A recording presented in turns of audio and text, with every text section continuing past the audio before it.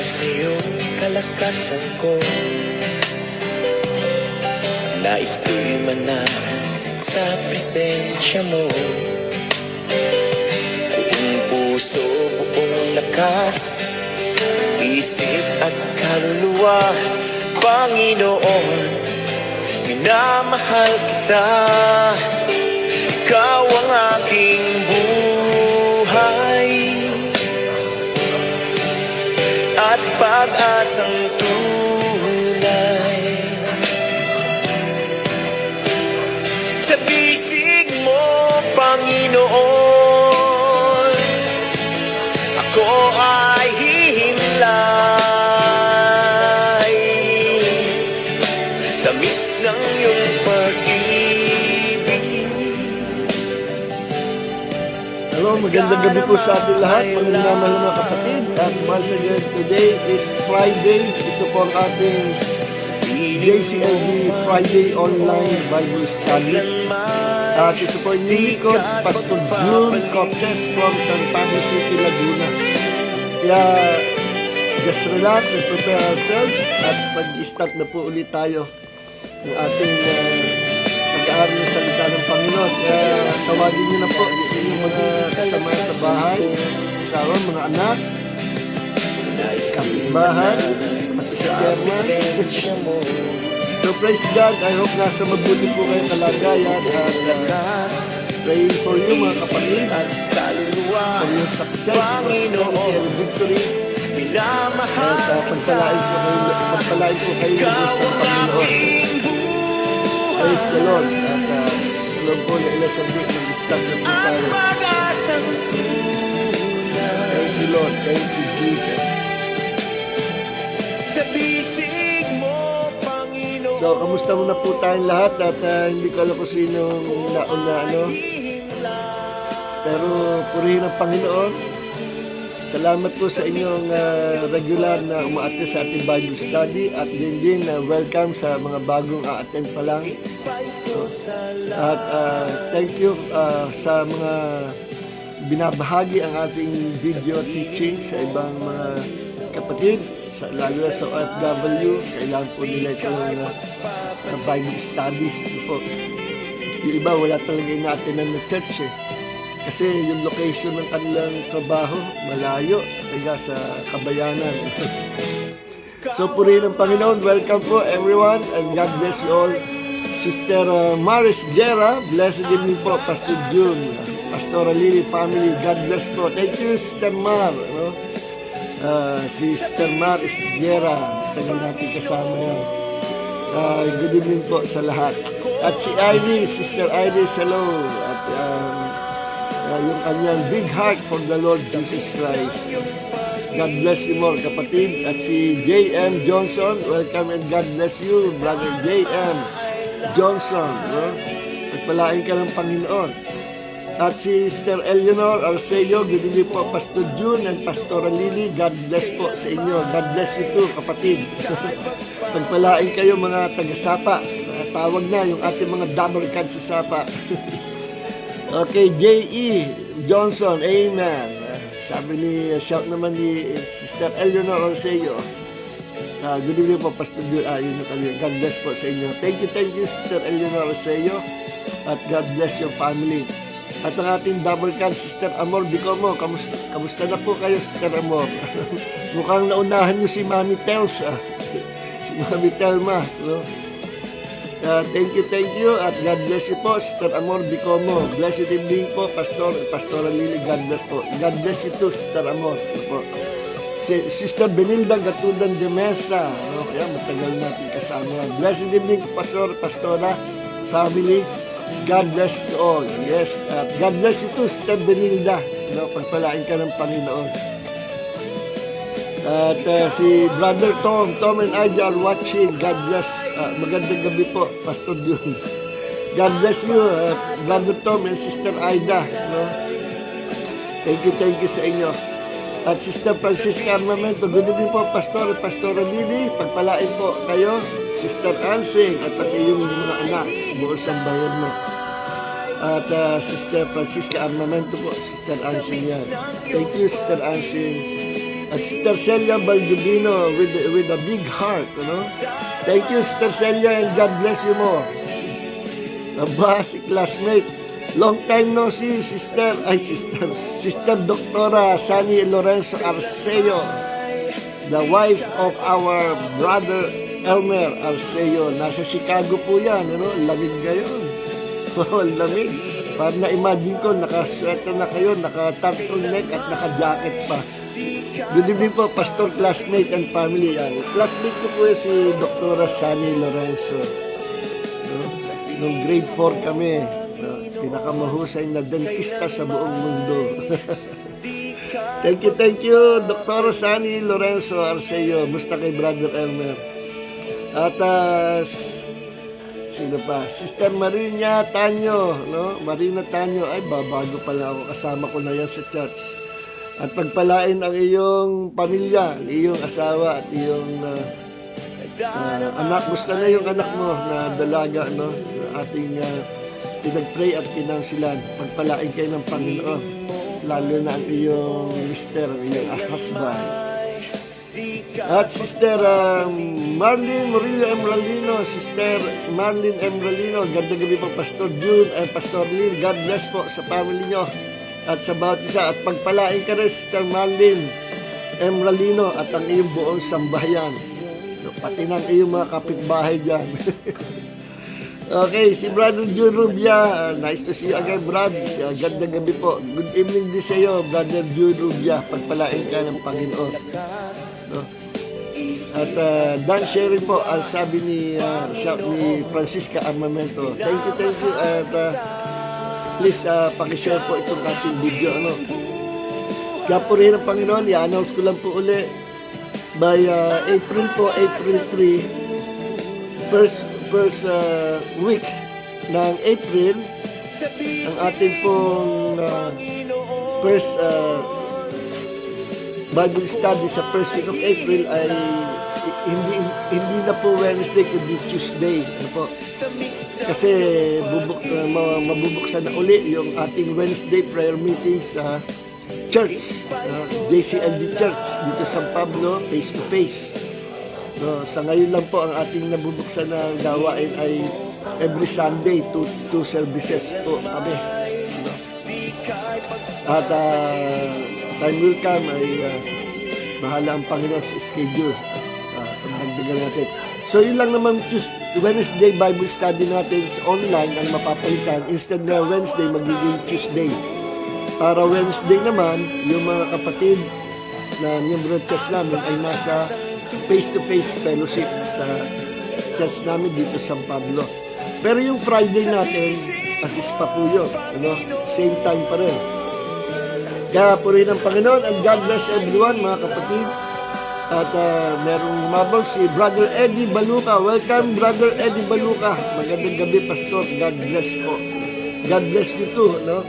At I hope maka-attend ka rin regularly ng ating pong Bible study every Wednesday and Friday. Pero guys, sinabi ko April 3, Tuesday na po ang ating Wednesday Bible study. Pero yung Friday yun pa rin. This is every Wednesday and Friday Bible study. Welcome, Brother Eddie Baluca. Pagpalain ng iyong pamilya ang iyong buong sambayan. Okay, at si Brother Roldan Esconde, no? Good evening po. God bless po. Yan. Good evening din sa iyo at pagpalain ang iyong sambayan, ang iyong mga anak, no? Balo na nga pala ito si Brother Roldan, ano? Bigla akong nalungkot, naalala ko yung misis mo, no? Mahirap pag mawala ng misis ng mga wife. Anyways, tuloy tayo lang sa paglilingkod sa Panginoon, Brother Roldan, no? Pagpalain ka ng iyong mga anak. Gusto na, ano? And I hope sana maka-attend uli kayo ng inyong mga anak sa ating pong church sa DCLD. So purihin ang Panginoon. Let's pray na po para tayo makarami, ano, at another interesting subject ito po, at another interesting topic ito po ating didiscuss sa gabing ito. Nung Wednesday po ating tinalakay ang understanding the difference between faith, hope, and love, no? At ngayong gabi nakita ko, hindi ko masyadong na bigyan diin yung relationship at yung tambalan ng faith at saka hope nung Wednesday. At nabigyan natin pansin mabuti at na-explain natin yung faith and love, no? Anyways, balance naman po, na-discuss din natin faith, hope, and love, no? Pero ngayong gabi, focus lang tayo sa faith and hope. Yan po ay parang kambal yan, no? To spiritual forces, magkakambal, power twins. Okay, let's pray po mga minamahal at mag-start na po tayo. Heavenly Father, we ask you, Lord, once again to anoint us with the fresh anointing of wisdom and revelation upang maintindihan po namin ang kalaliman ng isalita. And Lord, we invite the Holy Spirit, our teacher, tonight, once again. Kung wala ang Holy Spirit, hindi po namin maintindihan ang mga malalim na bagay. Kung wala ang Holy Spirit, hindi po kami matututo. Kung wala ang Holy Spirit, hindi namin maaarok ang revelation mo, Panginoon, at ang lingwahe ng Holy Spirit. But through the anointing of God, we can understand everything na inirelease mong kapahigan sa amin sa gabi ito at sa mga susunod pang Bible study. We honor and welcome the Holy Spirit, our teacher. At Father God, we receive your anointing of wisdom and revelation for the glory of the name of Jesus, and all glory and honor belongs to our Lord God and Savior Jesus Christ. And Father God, as we preach your word, as we study your word, that those people who are sick and weak be well, be made whole, be healed, and restored sa kanilang kalusugan at gumaling sa lahat ng sakit karamdaman. Patuloy po namin idinadalangin aming kapatid, ang aking manugang, si Eds Cortez, na still nasa hospital sa Quezon City, comatose, pero praise God, with you all things are possible. Inire-restore mo ang kanyang kalusugan, kagalingan, restoration of her physical body, anumang physical organs and the damage be restored, creative miracle, Lord, be released, and healing for her brain, mag-function ulit, and a brand new brain, Panginoon, in the name of Jesus. Lord, salamat po sa miracle nito na gagawin mo. Ibabangon mo, i-restore mo ang kalusugan, kagalingan ni Eds Cortez. Maraming po salamat, Panginoon, sa gabi ito. Thank you, Father God, for healing your people. Sinabi mo sa isalita, I am the Lord that heals you. You are Jehovah Rofeka or Jehovah Rapha, our Yahweh Rapha, who heals us every day. At ikaw nagre-restore ng aming mga katawan, ang katawan ng tao sa mundo. Habang tumatagal, nabubulok, pero sapat ang iyong biyaya na nire-restore mo ang kasariwaan ng aming mga katawan, ang kalakasan, kagaya ng nirestore mong kalakasan at kasariwaan sa katawan ni Abraham at ni Sarah noong unang panahon. For the law of the Spirit of life in Christ Jesus has set us free from the law of sin and death. And under the law of sin, there is corruption, sickness, disease, sin, curses, generational curses. But by the law of the Spirit of life in Christ Jesus, you have delivered us. You set us free from the law of sin and death. And we are victorious, healed, well, complete in the name of the Lord Jesus Christ. And all glory belongs to our Lord God and Savior, Jesus Christ. Amen and amen and amen. So, purihin ang Panginoon. Yan pong ating awit, walang kapantay at walang sawa, walang katapusan, pang buong eternity na po yan. Awit ng ating kapatid si Pastor Luis Boy Baldumaro. Dalawang kanta yan, kasama natin Diyos at saka ikaw ang aking buhay. Siya po ang nag-compose ng lahat ng yan. Okay, punta na po tayo sa ating pong Bible study. Po. I-convert natin itong ating pong itong ating gadget sa Bible. So, purihin ang Panginoon. So, ang ating po topic sa gabi ito ay understanding the revelation of hope and faith. No? Nung Wednesday, ang ating po topic ay understanding the difference between faith, hope, and love. Faith is the most important thing in this life, in this world, but love is the greatest thing in this life and in the life to come. Ano po? At na-discuss natin yan nung Wednesday. Ngayon, halos continuation po ito. Focus naman tayo doon sa faith and hope. Hindi ko masyado nabigyan ng focus yung hope nung Wednesday, kaya ito po, ipofocus natin doon sa hope at saka faith. Kaya ang title po nito, Revelation of Hope and Faith. Okay? So, buksan po natin ating Bible sa Hebrews chapter 11, verse 1. Ang sabi sa, tingnan natin sa New King James. Sa New King James po tayo. Now faith is the substance of things hoped for, the evidence of things not seen. Sa NASB 2020, ito naman po. Now faith is the certainty of things hoped for, a proof of things not seen. Okay. Yan sa NASB. Now, tingnan po natin sapagkat itong aking ating Bible teachings ay may connection dito po sa New King James Bible. Kaya dito tayo, ito ang gamitin nating translation ngayon.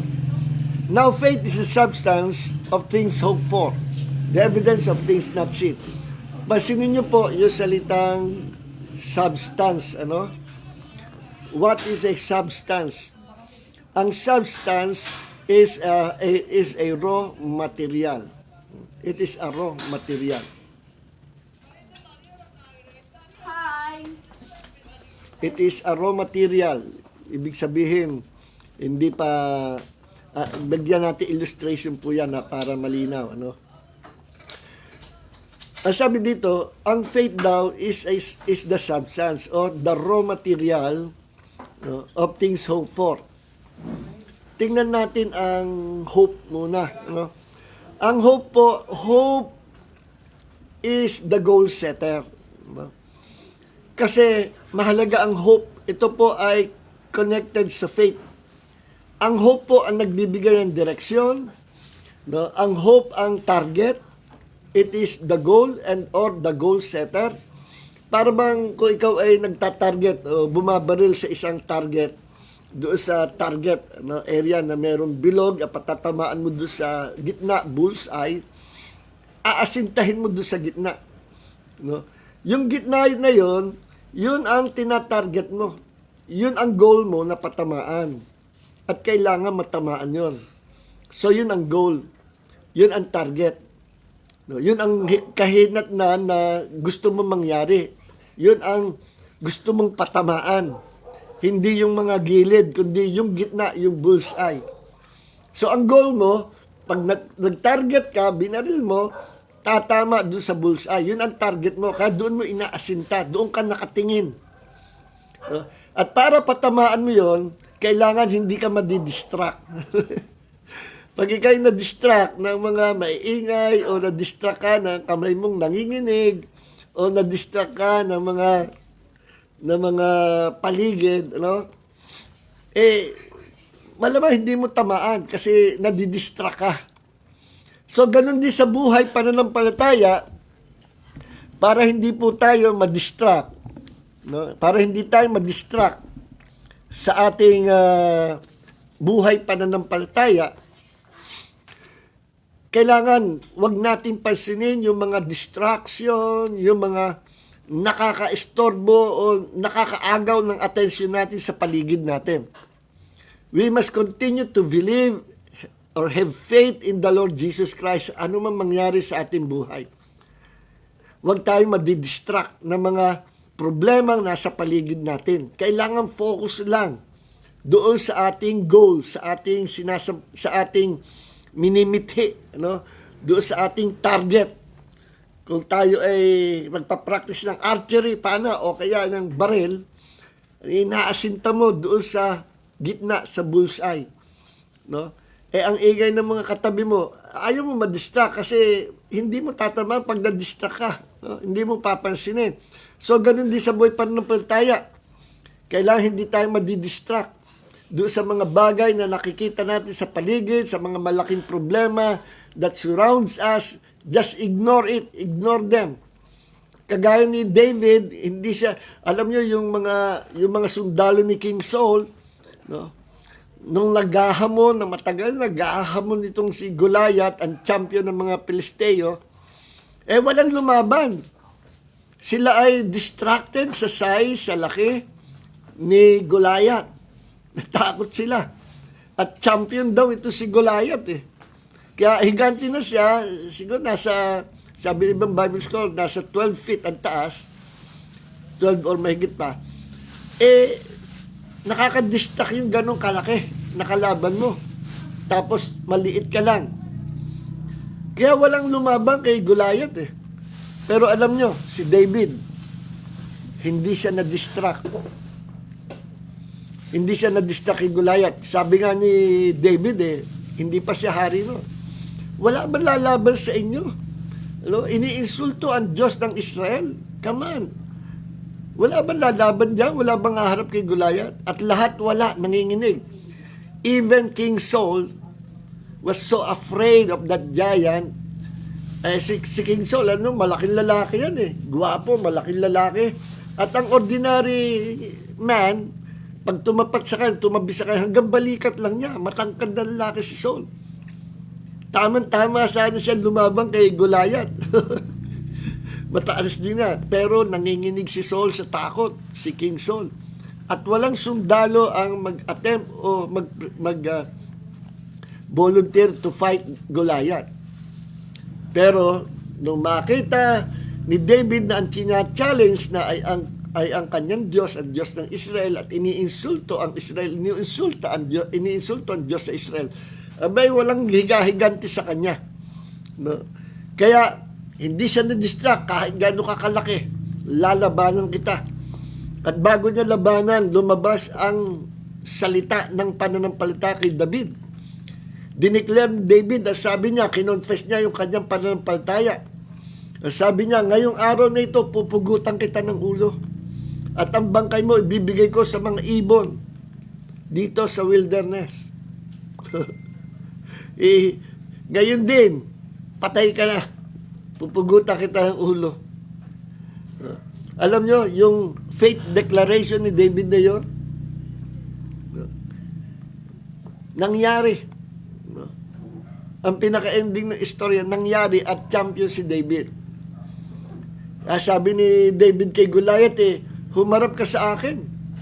Kompleto armor ka. No? Kompleto ang weapons mo. Meron kang javelin, meron kang sword, meron kang shield, naka-armor ka. Pero ako'y humaharap sa iyo. Etong itatapat ko sa iyo. At si David nga, binigyan ni King Saul ng armor, pero nabigatan si David Sabi, laki-laki nito, hindi ako sanay dito. Hindi ko gamay ito. At tinubad niya yung armor. At sabi ni David, humarap ka sa akin, nakakumpleto armor ka, kumpleto weapon ka. Ngayon, humaharap ako sa iyo sa pangalan ng Diyos ng Israel. Ay, tinapat niya ang Diyos ng Israel. Kaya nangyari, ang inihanda lang niyang weapon, 5 smooth stones na kinuha niya doon sa tabing dagat, na yung stone na yun ay pinakini sa haba ng panahon, bunggo dito, bunggo doon, sa alo ng tubig, at kuminis yung 5 smooth stones. Bakit 5 bato ang kinuha ni David? No? Bakit 5? Sapagkat sigurado si David na hindi sasablay yung 5 bato pag ginamit niya. Ilang bang bato ang nagamit ni David? Isa lang bato ang nagamit niya, tumba na si Goliath. At nung natumba si Goliath, nabitawan niya ang kanyang malaking espada, yun ang ginamit ni David para pugutan ng ulo si Goliath. Sapagkat walang sandata si David kundi yung kanyang slingshot, yung bato na inilalagay doon sa kanyang slingshot at ipinapaikot at tinatarget. Nakapanood ako niya sa TV nung araw yung pagpapractice niya. Abay, kahit napakalayo isang poste ang layo, kayang patamaan yung manikin. No? Basag yung mukha. Sa ulo talaga tinatarget. Sabi ko, gagaling nitong mga ito.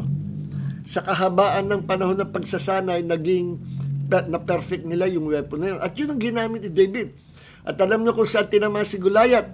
Ang bakante na area sa kanyang mukha ay yung noo niya. Doon natamaan sa pagitan ng right between the eyes. At nahilo si Goliath. Malakas ang tama. At nung nahilo, nakuha ni David ang espada, napugutan niya ang ulo. Alam niyo kung bakit isang bato lang accurate na tumama kay Goliath? Ganun kagaling si David. At bukod doon, siyempre, he was anointed by God. Sa tulong ng Panginoon, naging champion siya. Pero alam niyo kung bakit 5 bato ang kinuha ni David? Hindi dahil siya, baka sumablay itong isa, mayroon pang 4. Hindi ganon. Naalaman ko na Goliath, si Goliath ay merong 5 silang magkakapatid. Yes, 5 silang magkakapatid. So, puro giants din yan. So, kung si Goliath, natalo David at papalag pa yung 4, meron pa akong naka-reserve na 4 na bato. Tigigisa kayo. Bawat isa sa inyo, kayong 5 higante, isang bala lang kayo. Isang bala ka lang. Sabi nga ni FPJ, isang bala ka lang. Erap. At yun ang kay David, kaya 5 smooth stone. Pero hindi na niya nagamit yung 4 Nagtakbuhan na yung mga Pilisteo, yung mga army ng mga Pilisteo, nagtakbuhan. Iniwan nila si Goliath doon na tanggal ang ulo sa katawan. Anong ginawa ni David? Because of his faith, he received his victory. Because of his faith. Yes. At ganoon din sa buhay natin, mga kapatid. Para ma-experience natin ang pagtatagumpay sa buhay nito, we must use our faith. Bakit? Kasi ang faith natin ang susi sa ating tagumpay sa pakikipagbaka, ang ating pananampalataya. Through our faith, we will have our victory. Kaganyan si David At yung kanyang faith na yon sa kanyang puso, faith sa kanyang Diyos. At alam natin, ang Diyos ni David ay Diyos din natin, si Yahweh. Yung kanyang faith na yon sa Panginoon, in-express niya, in-release niya by declaring words. Alam niyo po ba, we are releasing the power of our faith by declaring our words full of faith. No? Ulitin ko, the power of our faith is being released by declaring faith-filled words. No? Ulit, the power of our faith is being released by declaring faith-filled words. Nare-release ang kapangyarihan ng ating pananampalataya. Yes, ang ating pananampalataya may power Faith is a force. It's not just an ordinary believing.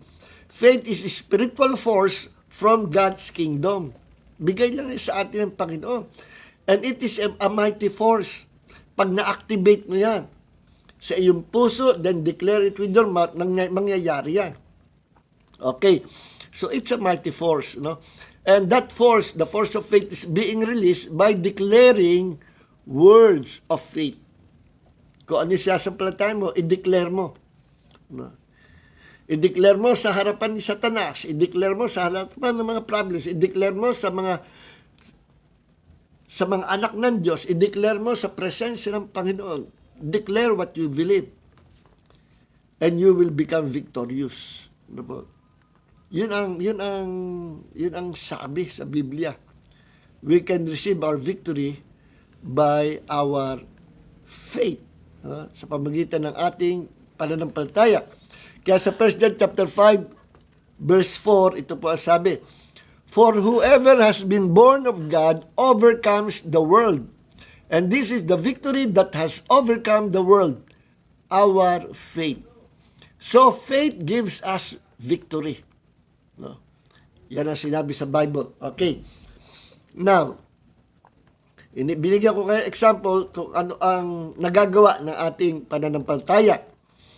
Pero ang faith without hope ay magiging useless. Kailangan ang faith ay merong hope, merong tinatarget. Hope is the goal setter. Hope is our goal. No, yun ang in-illustrate ko, magta-target ka ng, mamarin ka, nagpa-practice ka, yung bullseye, yun ang goal mo. At kailangan asintang-asintat, hindi ka madidistract ng mga nang-aasar sa'yo, umuusig sa'yo, o yung mga tao nakapaligid, o yung mga problema sa paligid, hindi ka madidistract. Nakafocus ka lang doon sa goal na yon. Yan po ang tinuturo sa atin ng Biblia kung paano magiging effective ang ating pananampalataya. You must focus the eyes of our faith on our target, on our goal. No? So what is hope? No? Hope is the goal setter. Hope, yan po ay kagaya ng dream, yung pinapangarap yung mangyari. That is hope. At malaga ang hope. Ang tawag nga sa Hebrew sa hope, hope, the anchor of our soul.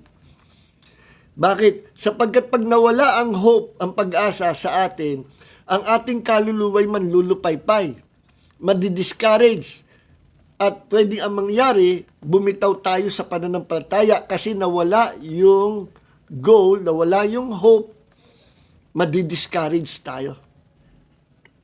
Madidisappoint tayo. Kaya sabi sa Bible, hope does not disappoint us.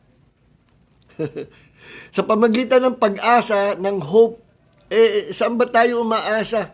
Sa Panginoong Jesus.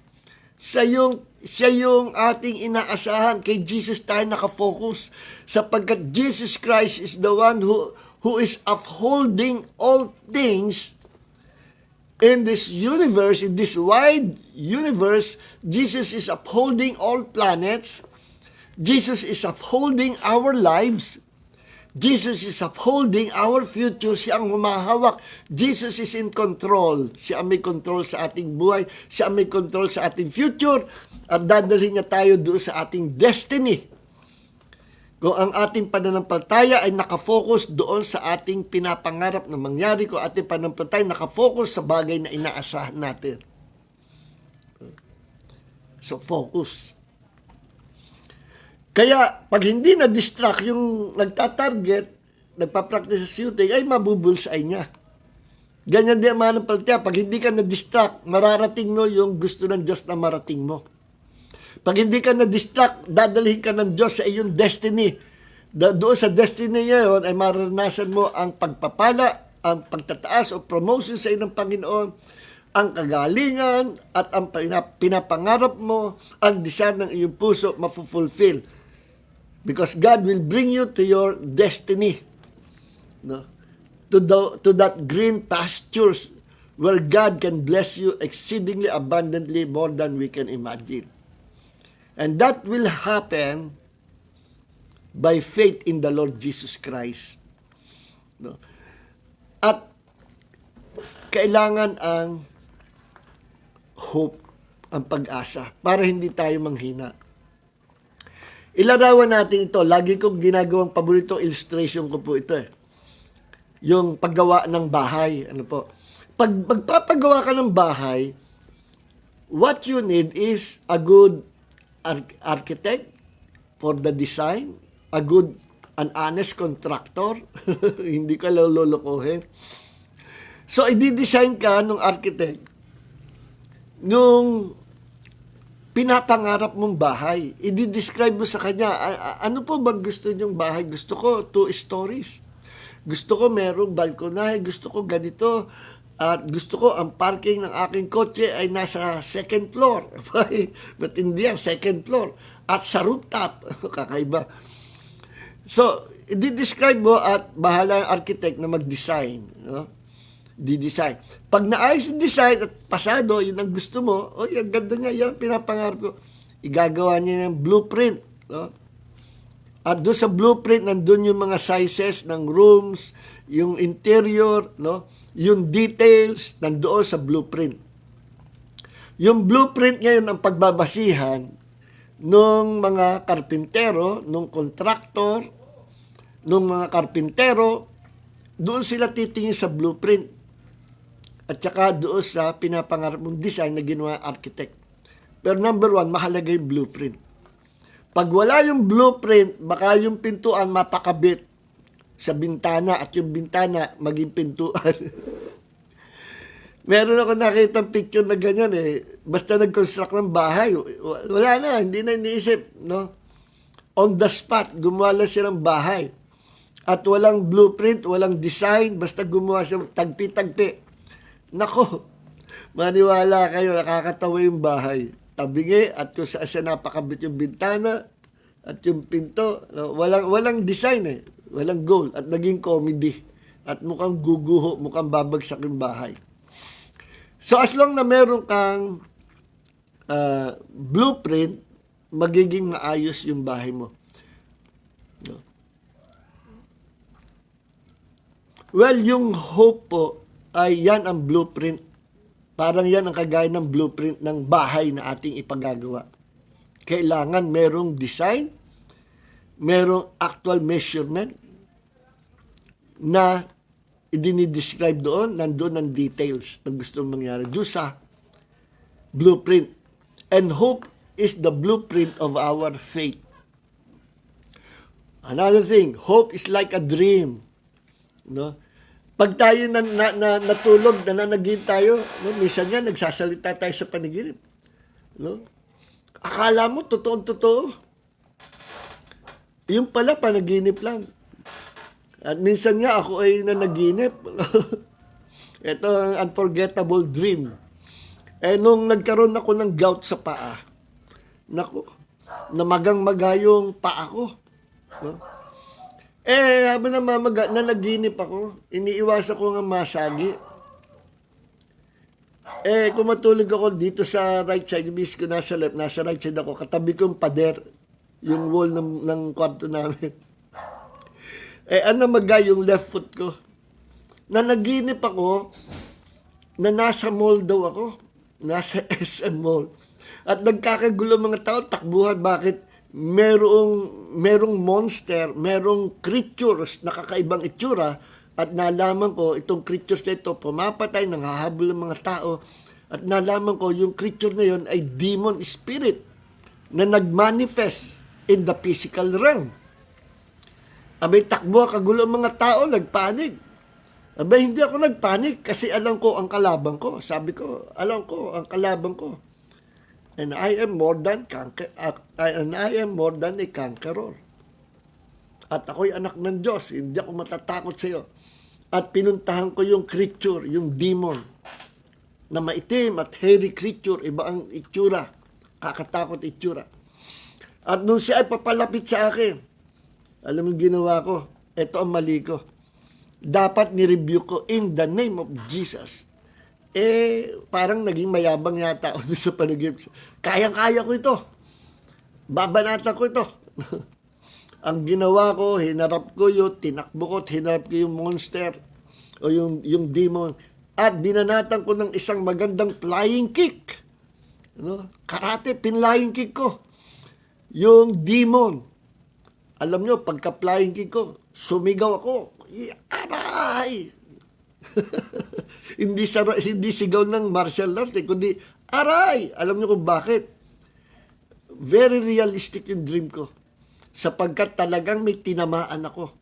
Ang masama nito, ang naisipa ko pala yung kaliwa ko at natadyakan ko yung pader. Yung pader ng kwarto namin, solid na pader.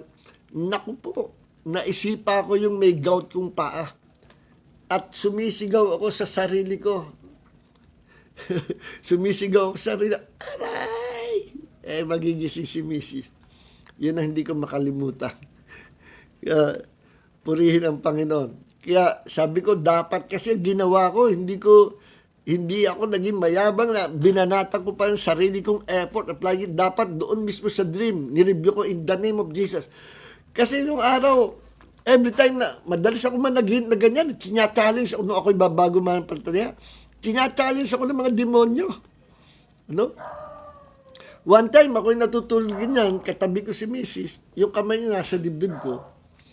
Abay, pagtingin ko, mabalahibo yung kamay. At mahaba yung kuko at maitim. Sabi ko, teka, hindi ito ang kamay ng misis ko.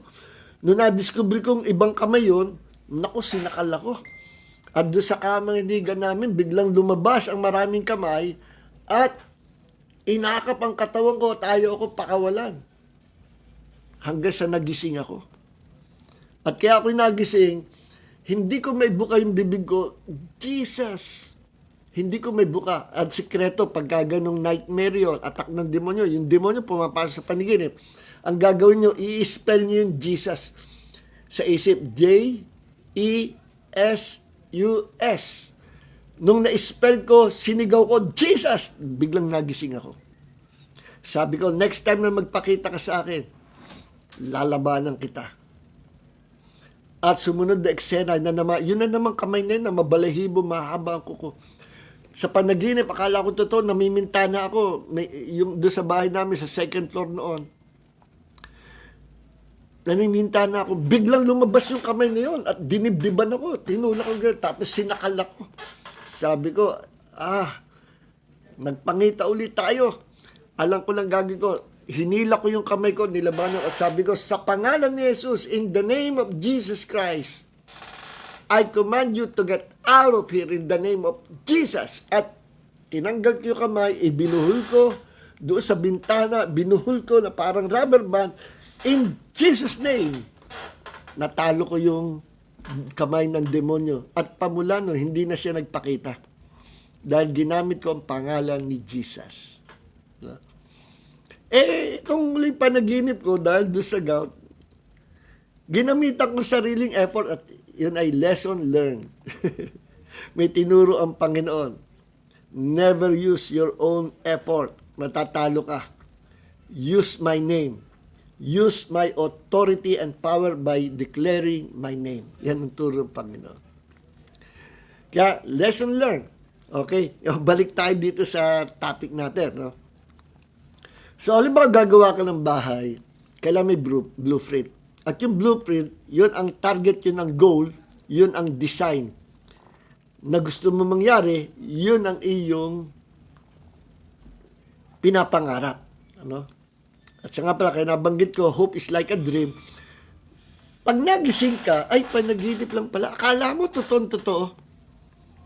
Bakit nagising ka, hindi pala totoo? Because dream has no substance. Dream has no substance. Ano yung ibig sabihin ng substance? Substance is the raw material. And dream has no substance. Kaya, totoo, pero wala palang substance. Kaya nagising ka. Hindi realistic. Hindi pala totoo kasi panaginip lang. But hindi totoo.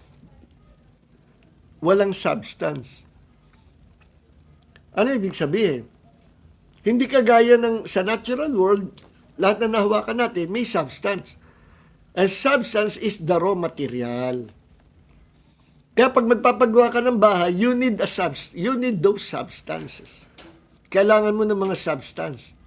Ano yung mga substance pag magpapagawa ka ng bahay? Hindi sapat yung goal, yung blueprint. What we need is the substance. So, meron kang goal, meron kang blueprint ng bahay, plus meron kang raw materials. Ano yung mga raw materials? Ito tinatawag na substance. Pako,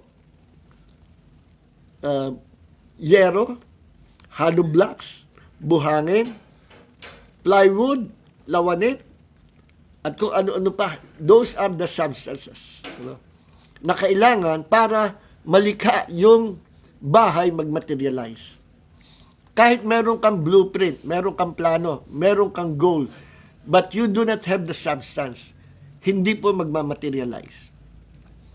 So what we need para mag-materialize yung hope, because hope is like a dream without substance. Anong gagawin para magkaroon ng katotohanan yung bagay na pinapangarap mo? Because hope is your dream. Hope is your goal.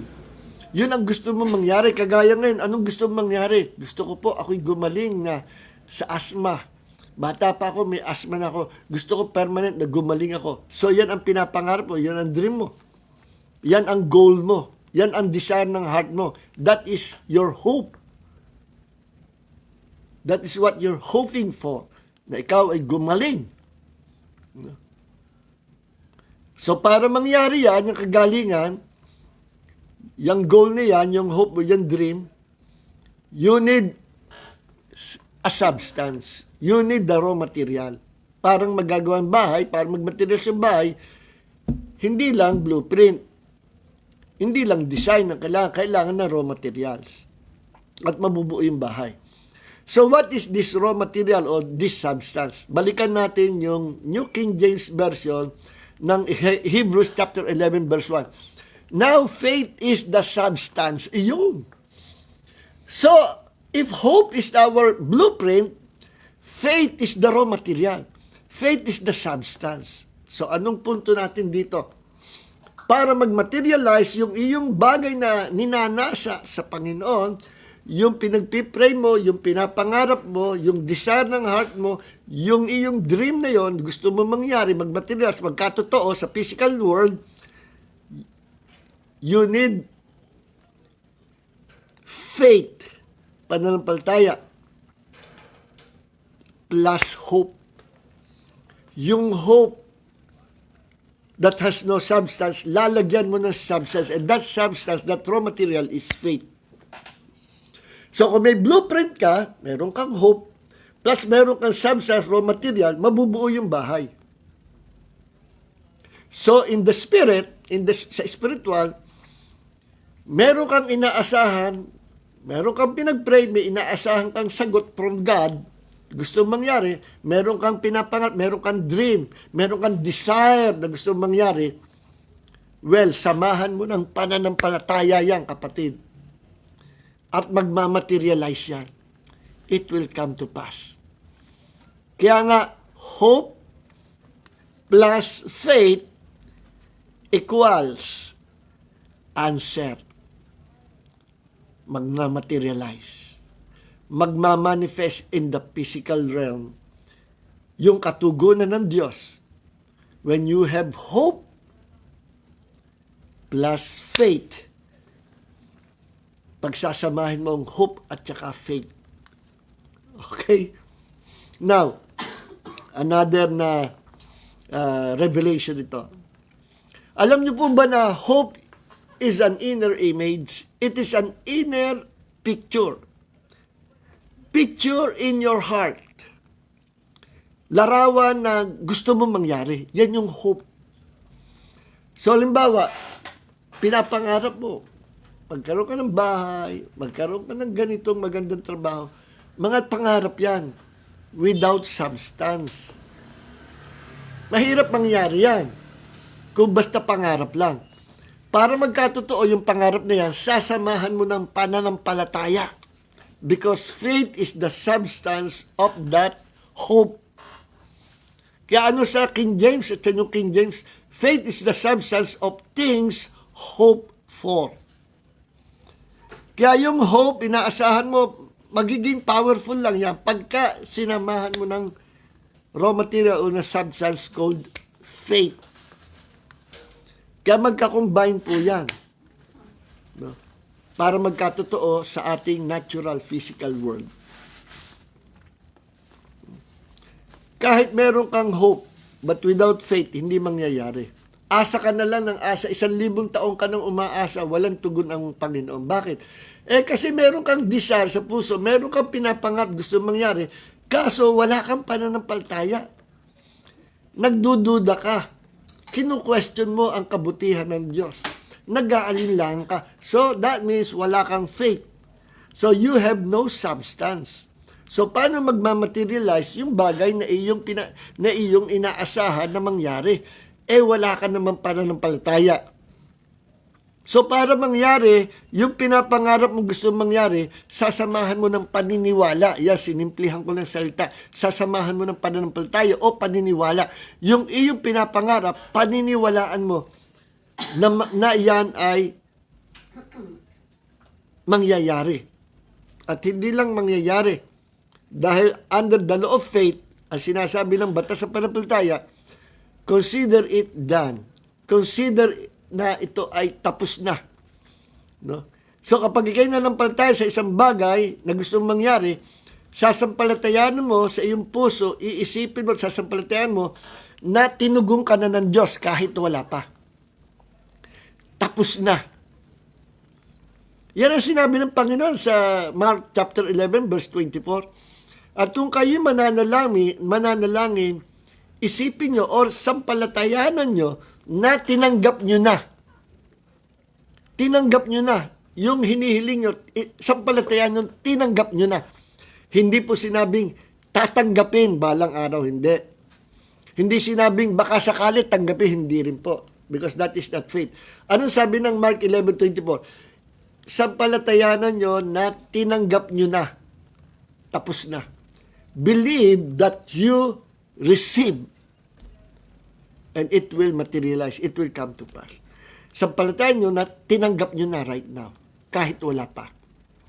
Tingnan nyo, sabi sa Romans chapter 4 verse 17. No? Ito yung pananampalatayang tinuro ng Diyos kay Abraham eh. This God kind of faith. Ano yung God kind of faith? Ano yung pananampalatayang kagaya ng sa Panginoon? Ang Panginoon may faith? Of course. Akala ko ang faith ay pananampalataya sa Diyos, pananampalataya sa Supreme Being, pananampalataya sa nakatataas sa iyo o sa mataas na Panginoon. Di ba ganun ang faith? Ganun yun, pero hindi lang ganun. Higit pa sa ganun. Faith is power. It is kingdom power or force na galing sa kaharian ng Diyos. Na inilagay ng Diyos sa ating puso. Para magamit natin, para yung gusto nating mangyari ay masuportahan ng Diyos at mag-materialize o mag-manifest sa natural physical world. We need this faith in our heart. Inilagay ng Diyos ang pananampalataya na galing sa kanyang kaharian, this mighty force, sa ating puso. Faith is a creative force. It is a creative power from God's kingdom. To tell you the truth, mga kapatid, pag binasa natin Genesis chapter 1, nilikha ng Diyos ang universe at paano sinasabi sa Genesis chapter 1? And God said, let there be light. And God said, let there be world. Let there be trees. Let there be a human being created in our image and likeness. Lahat ng gusto ng Diyos mangyari, sinasabi niya. Pinalalabas niya sa kanyang bibig ang kanyang gustong mangyari na sinasampalatayanan niya na mangyayari and he considered it done.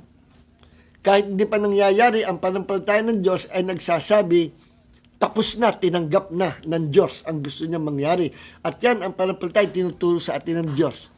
Na hindi pa nangyayari, sampalatayan mo na tapos na, tinanggap mo na kahit wala pa. Tingnan yung sabi sa Romans chapter 4 verse 17. Ito yung faith ng Diyos. God who considers those things which are not as though they were. Yung mga bagay na hindi nag-e-exist, yung mga bagay na hindi pa nagmamaterialize, ay ipinagpapalagay na ng Diyos na tapos na, nagmaterialize na, kahit hindi pa. That is the faith of God. Romans 4:17, God who considers those things which are not as though they were. He considered those things which are not as though they were. Kaya kapag ikay nanampalataya, kahit wala pa, kunwari nandyan na. At hindi ka naman nagsisinungaling, at hindi yan basta kunwari, kundi you are acting on the word of God, acting by faith. And you're consider it done already. Kaya pag ikimi siya sa palataya, Lord, I believe. Tapos na, binigay mo na sa akin kahit wala pa. That is faith. That is Bible faith. Now, Another example nitong hope. Hope, guys, sabi ko, it is an inner picture. It is an inner picture. Every time na ikaw'y mangarap, merong picture na nakikita ka. Kagaya pumikit ka. Ano yung pinapangarap mo na gusto mong mangyari? Matagal mo nang pinagpipray. Meron kang picture na nakikita, di ba? And that picture is in your mind. Ngayon, yung larawan na nasa isip mo, kapag sinampalatayanan mo yan, paulit-ulit na ini-imagine mo yung gusto mo mangyayari, yung picture na yan ay lalong na-develop sa iyong consciousness, sa iyong conscious mind at sa iyong subconscious mind. Na-develop yan. Kumbaga sa prutas ay nahihinog. Then kapag yan ay sinampalatayanan mo, pinaniwalaan mo, na one of these days, ito'y magmamaterialize, I believe it with all my heart.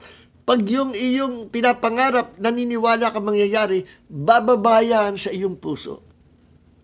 At doon sa iyong puso, magmamature yung inner picture na yan na nakikita mo, napapangarap mo sa isip mo. Bababayan sa iyong puso at once na bumaba sa puso mo, nagiging makapangyarihan yan. Bakit? Once na yung pinapangarap mo na nasa isip mo na gusto mong mangyari, ay pinaniwalaan mo, bababayan sa iyong puso, at doon sa iyong puso, yan ay madidevelop. Ang tawag dyan ay spiritual conception. Spiritual conception na kung paanong pinaglilihi mo. Parang babaeng naglilihi. No?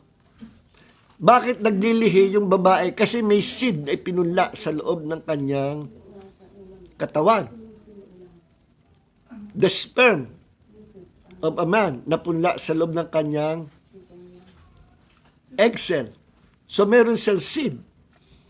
Kaya, once na meron seed yung kanyang sinapupunan, yung kanyang ovary na may egg cell, once na merong seed, maglilihi siya. Kung ano-anong hahanapin niyang pagkain.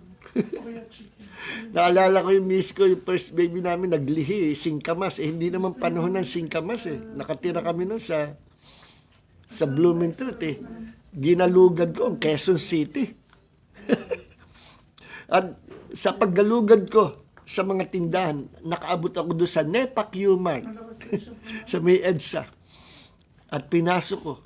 Inabot na ako ng gabi sa paghahanap ng singkamas. At may nagturo sabi ng mga tindahan, naku po, ay mahirap po maghanap niya, hindi naman panahon ng singkamas ngayon. Yung isang tinder nagturo, ay meron po akong nakita doon. Sige, diretso lang kayo. Aba, may nakita nga ako. Mga singkamas. Naku, tuwan-tuwa ako, binili ko. Pag uwi ko sa bahay, tuwan-tuwa yung misis ko, tinalupan namin, puting-puti. Alam mo ginawa ng misis ko? Tuwan-tuwa siya, tinikman lang na isang kagat, tinago na sa rep, hindi na naulit. Natikman lang niya, satisfied na siya. Hindi niya inubos, na-stack na sa rep. Buong maghapon kong hinanap. Buti ganon, may ka-office mate yung misis ko noon nung naging guidance counselor siya sa isang school dito sa Pablo. May ka-office mate siya, yung nurse ng school. Napaglinhan, kinukwento, alam niyo napaglinhan, floor wax na pula. Na itinatago niya. Pag wala ng tao, itinatago niya at doon niya kinakain sa kwarto na walang tao, yung floor wax. Abay, kakong buti hindi namatay. Laso niya. Floor wax at masarap ang pakilasa niya. Bakit? Naglilihi. So, pag may seed sa loob ng katawan, maglilihi. So, yung inner image yan is like a seed na napunla sa puso mo from your head, from your mind, down to your heart. Kapag pinaniwalaan mo, bababa sa puso mo. At pagdating sa puso mo, nagiging makapangyarihan yan. Diyan nagsisimula na ipinaglilihim mo na yung seed na yun, meaning, lalaki yan. Ay, sa gusto mo, lalaki yan sa loob. At hindi lang conception, spiritual conception, hindi lang paglilihi. Magiging pregnant ka in the realm of the spirit, you become pregnant. Magbubuntis ka. From conception to pregnancy, Then, hanggang sa ito ipanganak, magmamaterialize yung dati ay seed, dati pangarap lang, ngayon nagmaterialize sa physical world. Iniluwal sa physical world, nagmaterialize yung bagay na pinapangarap mo. Bakit nagmaterialize? Kasi yung pangarap na yan, na bumaba sa puso mo, na convince ka na yung mangyayari, sinamahan mo ng pananampalataya, which is the substance of that hope, then sooner or later, time will come in God's due time, parang babae after 9 months saka manganganak, in due time, ipapanganak yung pinapangarap mo na gusto mong mangyari kasi yung pinapangarap mo, sinamahan mo ng paniniwala. Sinamahan mo ng faith. Very powerful, very effective po. Ito sinasabi ko sa inyo. Na-experience ko po ito. So ngayon, meron ako ikukwento sa inyo. So ito ay parang, sa physical naglilihi. Ano po? Ano ba yung pinaglilinhan? Listen. Alam niyo po ba na in the realm of the spirit, itong physical realm, pinattern lang sa realm of the spirit, sa spirit world. Itong physical world natin, kinopya lang sa spiritual world. Mas naunang nilikhan doon sa spiritual world. Kaya nung lumikha sa physical world, kopya lang sa spiritual world. Alam niyo po ba that in the world of the spirit, at sa kaharian Diyos in heaven, may mga punong kahoy, may mga hayop din, may mga bundok din, may mga river, may ilog, pero walang ocean. Iyon ang wala. At napakaganda ng heaven. Ano nilikha niya ang planet Earth? Pinattern niya sa heaven. Kaya maganda rin ang mundo. Pinasamada ng kasalanan. Okay. Now, so, merong power yung spiritual conception, spiritual na paglilihi. At after ng paglilihi, magiging pregnant ka. Ipagbubuntis mo ngayon yung pinapangarap mo. Dahil sinasamahan mo ng pananampalataya yung pinapangarap mo, in due time, it will come to pass. Magmamaterialize. Halimbawa, gusto mong gumaling sa sakit karamdaman, matagal nang hindi mapagaling ng medical science. Pangarapin mo na ikay gagaling. At sabihin mo sa Panginoon, Lord, ikaw po ang aking Diyos na nagpapagaling. You are my Yahweh Rapha, the Lord that heals me. I-quote mo ang salita ng Diyos na patungkol sa healing. Sinabi mo, Panginoon, sa Isaiah 53, You took all my sickness and carried my diseases, and by your wounds, I am healed. Word of God yan. Sabihin mo sa Panginoon. Together with that dream, or with that goal, or with that hope, or with that pangarap, o yung gusto mo mangyari, samahan mo ng pananampalataya. At pag sinamahan mo ng pananampalataya, sinasalita mo yung pinananampalatayan mo. One of these days, makikita nyo, babalik yung aking lakas at ako'y pinagaling na ng Panginoon. Ngayon pa lang, pinagaling na ako ng Panginoon. That will come to pass.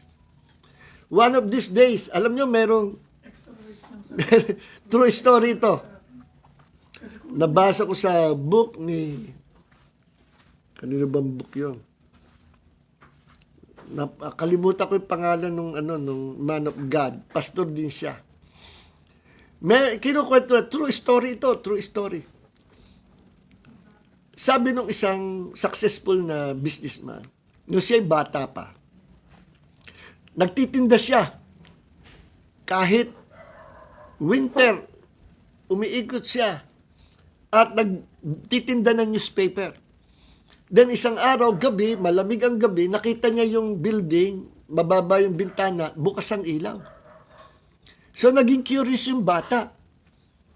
At kumapit sa bintana, sinilip niya, ba nakita niya yung boss, nakaupo sa malaking chair,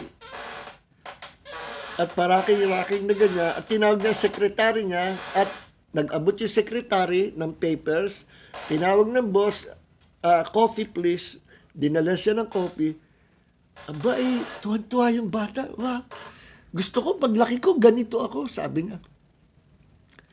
At sabi ng bata, darating ang time, paglaki ko, ako ang uupo sa silya na yan. Magiging kagaya ko ng mama na yan. Alam nyo, to make the long story short,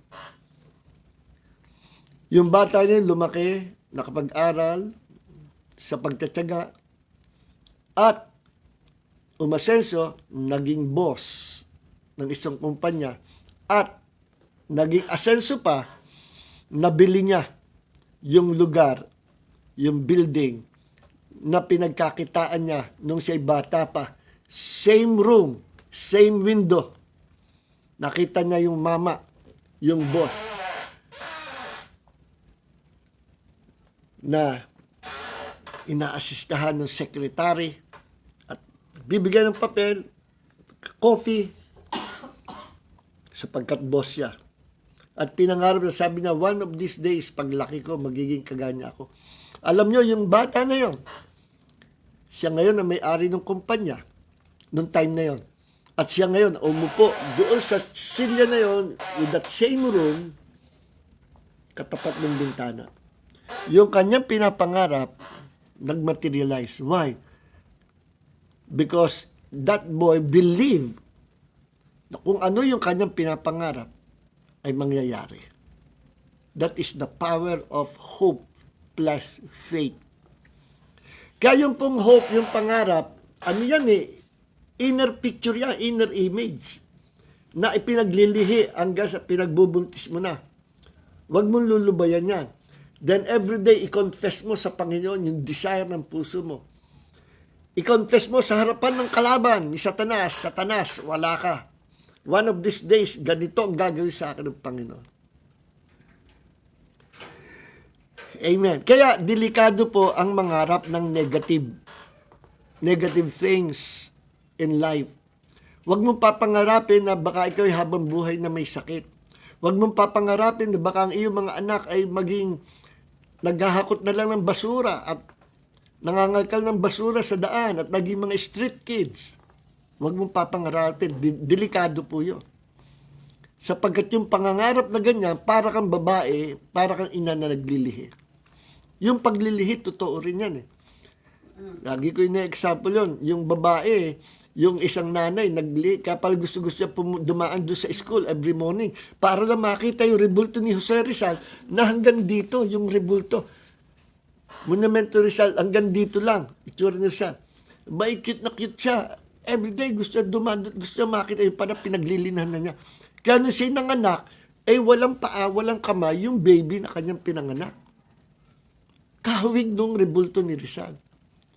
May nadyaryo nga noon yung babae, tuntua, lagi pagdating ng hapon, hapon ba, umagi yung may palabas na pongpagong, yung parang mascot na pongpagong ay tsura. Tuntua sa pinapanood niya lagi sa TV, pag ganung oras, binubuksan niya, cute na cute siya kay pongpagong. Aba hindi niya alam naglili siya. Kaya nung siya nanganak, patay yung baby at kamukhang kamuka ni pongpagong. Distorted yung katawan at mukhang mascot. True story pa, nakita ko yung picture sa dyaryo. Totoo yan. Kung sa Bible nga, kung yung sa mga hayop, nangyari sa Genesis chapter 30. Genesis chapter 30, verse 37 hanggang 39, balak na umalis ni Jacob, no? Lagi siya niloloko ng biyanan niya sa partiyan at dumami na yung hayupan, kaya pati yung mga tauhan nila, nag-aaway-away na, nag-aagaw sa hayupan. Kasi because of Jacob, yung kanyang biyanan na nakasama sa buhay, pinagpapala na rin ng Diyos. Alam niyo po ba sa ating mga anak Diyos, we are anointed by God. Lahat ng didikat sasama sa atin will also be blessed by God. Kaya yung biyanan ni Jacob, kahit niloloko siya, sumama sa kanya, lumaki yung hayupan. Yes, at nagkakahalo-halo na. Aalis na si Jacob. Sabi, wag ka lang aalis. Ako'y pinagpala ng Diyos mo dahil sa'yo. Ano bang gusto mong sweldo? Ganito na lang ho. Sabi niya. Lahat ng spotted, striped, speckled na mga hayop, yung batik-batik, akin. Yung mga plain color sa inyo. Plain black sa inyo. Okay sa akin yan. Sige. Yan ginawa. Sige, magsama na ulit tayo. Basta partihan, ganyan. Batik-batik sa iyo, Jacob. Pagka plain color, sa akin. Pag mga itim, sa akin. Okay. So, inutakan naman. This time, inutakan na ni Jacob yung kanyang biyanan na lagi siyang niloloko. Kapag pupunta sa painuman ng hayop, yung kanyang mga hayupan, ginagawa ni Jacob, kumuha siya ng mga sanga ng puno at tinalupan niya para lumabas yung mga puting area at pinalabas niya na stripe, batik-batik yung mga sanga. At ginawa niya, itinutusok kung saan iinom yung mga hayupan, ay doon niya tinutusok yung mga sanga na yan at doon ay napaglilinhan ng mga hayop. Kaya nung nagbuntis at nanganak, yung mga hayupan niya, puro batik-batik. At kapag yung mga animals niya, yung mga hayupan niya ay mga feeling strong, uy, malulusog ito.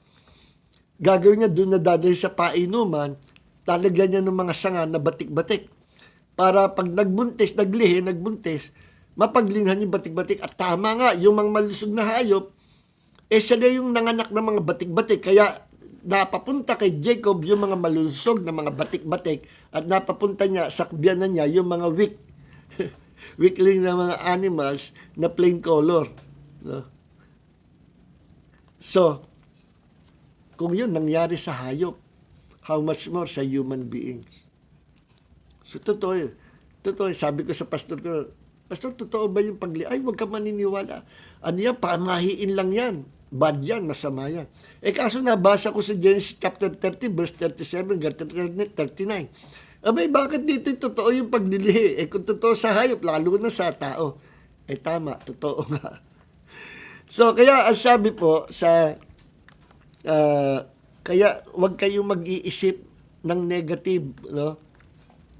Kaya ang sabi dito sa Philippians chapter 4 verse 8. Ito sabi, finally, brothers and sisters, whatever is true, kung ano yung totoo, whatever is honorable, whatever is right, whatever is pure, whatever is lovely, whatever is commendable, if there is any excellence and if anything worthy of praise, think about these things. In other words, kung kayo mag-isip kayo ng magagandang bagay, yung totoo, yung malinis, yung kaaya-aya, yung pagpapala, no? Puro positive ang iyong iisipin, think of these things. Bakit? Napakadelikado mag-isip ng mga negative o ng mga bagay na negatibo sa buhay natin. Bakit? Pwede mangyari. Kaya yan ang nangyari sa buhay ni Job. Job was a righteous man of God. Matuwid siya, hindi siya babaer, hindi siya lasinggero, hindi siya sinungaling. But the problem with Job is his faith. Yung kanyang pananampalataya, problema niya, hindi naman yung pagiging mabait o pagiging matuwid niya. No? Hindi nga siya masamang tao, pero ang problem, yung kanyang faith. Ano naging problem niya sa faith niya? Nagkaroon ng pangyayari na sa halip na siya manampalataya, nagkaroon siya ng fear, takot. Alam niyo po ba ang fear, originally, nung nilikha ni Diyos ang tao, walang fear sa planet Earth. Nung nagkasala ang tao, pumasok ang fear. Yung pananampalataya ni Adam, na-convert, nabaligtad at naging fear. Ano ang faith? Faith is believing and expecting that something good is going to happen. That is faith. Ano ang fear? To believe that something bad is going to happen. Yun ang fear. You know? Tingnan nyo, silipin lang natin yung kay Job. Bakit nagkagano ang buhay ni Job? Ano ba nangyari kay Job? Nako, namatay yung mga anak niya. Yung mga hayupan niya, nasunog. No? At yung kanyang mga anak, namatay din. Tapos siya, tinubuan ng mga pigsat, bukol-bukol sa buong katawan. Pamula ulo hanggang paa. No? At dumadaing, umiiyak si Job, at dumadaing, at nagtatampo sa Panginoon. Pero bandang huli, nagsisi siya. At ito ang sinabi ni Job. No? Verse 24 ng chapter 3 ng Job. Tingnan nyo, ang pananampalataya ni Job, hindi na fake, kundi fear. Naging negative na. Job chapter 3, verse 24. For my groaning comes at the sight of my food, and my cries pour out like water.